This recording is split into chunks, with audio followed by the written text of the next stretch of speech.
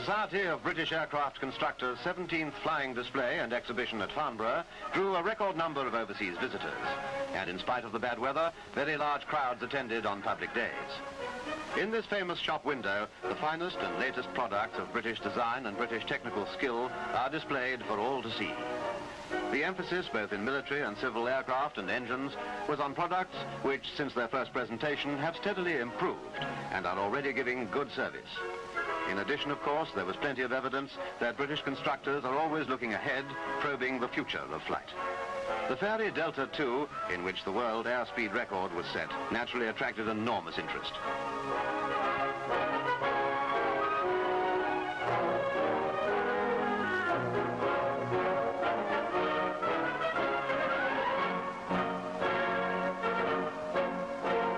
The Vulcan, one of Britain's V bombers, is dominating and impressive. Among the visitors was a party of Russians led by Mr. Dementiev, Soviet Minister for the aircraft industry. The static exhibition was the most important feature of the show, but the big thrills are in the air. A Lincoln flying test bed takes off to demonstrate the Rolls-Royce Tyne engine, the high-efficiency turboprop which will power the Vickers Vanguard fleet by BEA. The Lincoln flew past with the Tyne alone in action and all four Merlins feathered. Attention now for the military section. The Handley Page Victor is a crescent-winged bomber in production for the RAF. The Victor B-1 is powered by four Armstrong-Siddeley Sapphire jets and has immense striking power. It has already flown within a fraction of the speed of sound.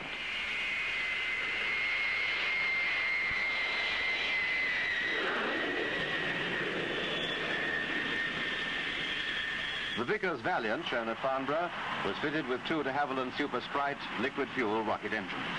It gave a demonstration of the short takeoff and steep climb made possible by this extra thrust of over 8,000 pounds. Valiants were the first of Britain's four-jet V-bombers to enter service for the RAF. The third type of V-bomber, the Avro Vulcan, is the world's first and biggest delta-wing four-jet bomber.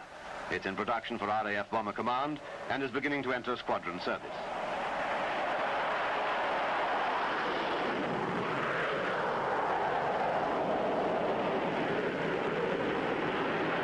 The aircraft nudges the sonic barrier at around 50,000 feet. A Vulcan flying to Australia after the Farnborough show was over set up several new records.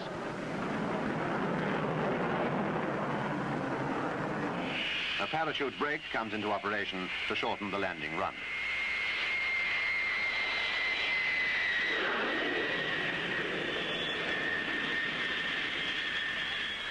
English Electric Canberras can do a lot of jobs extremely well. Here's the B-8 with offset fighter-type canopy. Its various roles include night intrusion, high-altitude bombing, and target marking.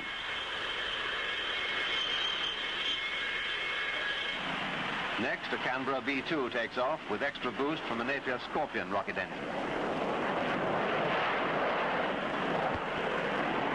Apart from takeoff boost, this liquid propellant engine also produces a very useful push of great importance at high altitudes.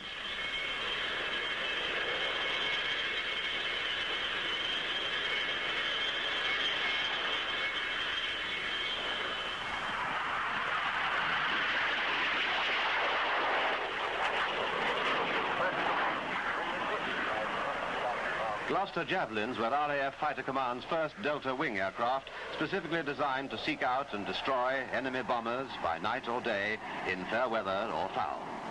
The Javelin, which can carry air-to-air guided missiles, showed off its handiness in the air. Chief Marshal of Aviation, Jigarev, and other Russian officers watched with keen interest as all these aircraft showed their paces. Vickers Supermarine Swifts were there. The latest version is intended for specialized roles, including service trials of the Fairey Fireflash guided missile. Their performance at low level and their rate of climb are exceptional.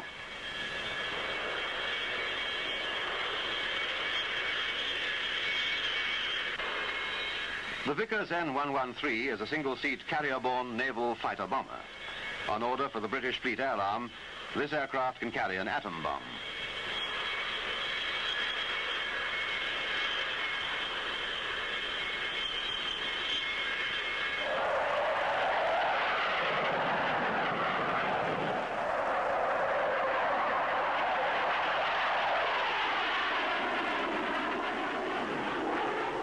The Folland Gnat is a single-seat, lightweight fighter. It makes two notable claims, that its weight is only about 1/3 of that of a conventional fighter, and that it requires only 1/5 of the usual man-hours to produce it.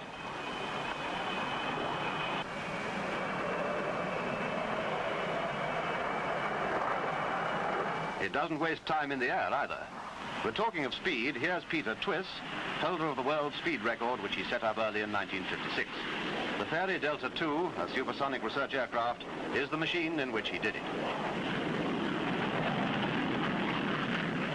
The FD-2, powered by one Rolls-Royce Avon jet with reheat, was the first aircraft in the world to exceed a speed of 1,000 miles an hour under international record conditions. The record of 1,132 miles an hour put Britain right on top in the realm of speed in the air, and gave a lead which will certainly show results in the design and construction of aircraft of the future.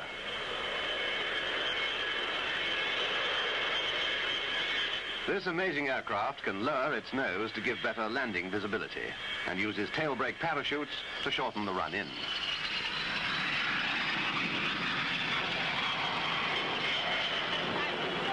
From the fabulous to the fighters, the famous and versatile Hunters. They can carry rockets, 24 of them. They can streak into the attack with two air-to-air guided missiles, the Fairey Fireflash. And there's the Hunter T-7 trainer, a two-seater being developed by Hawkers for use in even wider roles than those in which Hunters are already employed. Hunters form the backbone of RAF Fighter Command and are in service with NATO and a number of foreign air forces. Of course, as speed increases, so does the need for slowing down a landing run.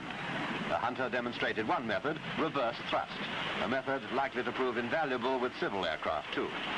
The smoke was specially laid on to show the reverse thrust.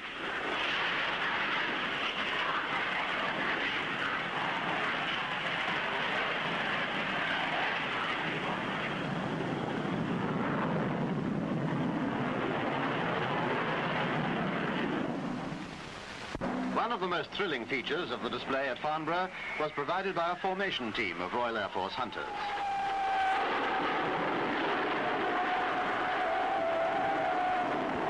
America's General Sheila, like everyone else in the big crowd of spectators, must have fully appreciated the aerial ballet put on by the pilots of number 43 Squadron.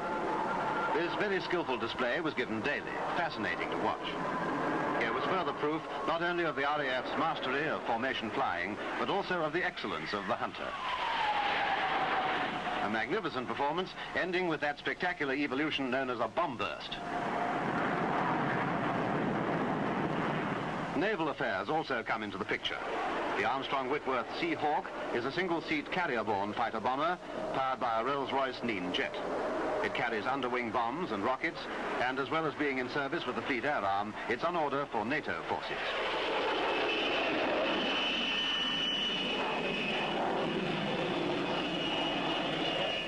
The Fairey Gannet, powered by an Armstrong-Siddeley double-member turboprop engine, is a three-seater anti-submarine aircraft. The stores it can carry include torpedoes, mines, depth charges, and air-sea rescue apparatus. And that's far from a complete catalogue.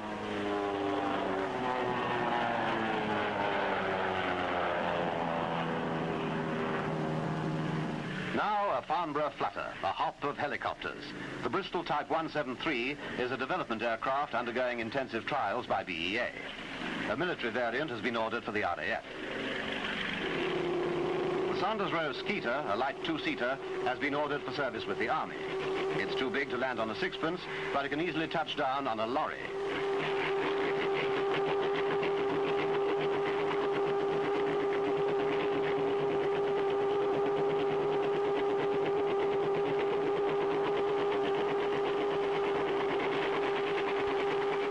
The Westland Widgeon can be used as a five-seater, or it can perform as a flying ambulance to accommodate two stretcher cases and an attendant.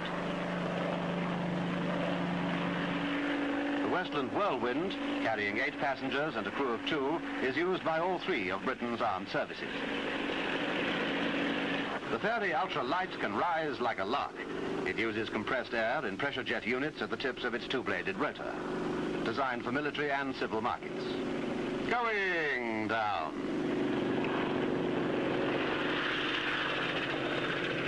From the midget to the giant, the Blackburn Beverly, a transport to carry 22 tons of payload. It gave a demonstration of disembarking a load of 100 troops in the quick time of about a minute and a quarter. The Hunting Percival President made its debut at this display. This machine has several forms: a 6-seat executive aircraft, an ambulance plane, or a freighter.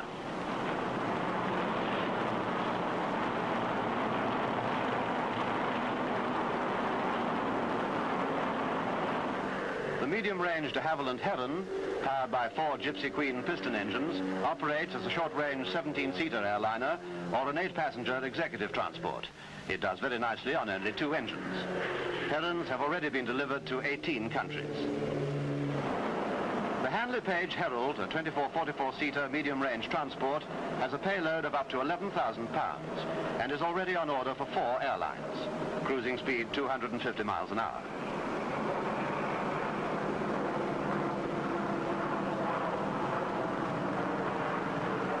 The superb Vickers Viscount scarcely needs an introduction, for this outstanding aircraft is already known and admired all around the world. The larger version, the 800 series, has been ordered by over a dozen countries. This magnificent turboprop airliner has no rival in its class for comfort, reliability, and economy. In fact, the Viscount is a world beater. Last, but by no means least, the Bristol Britannia.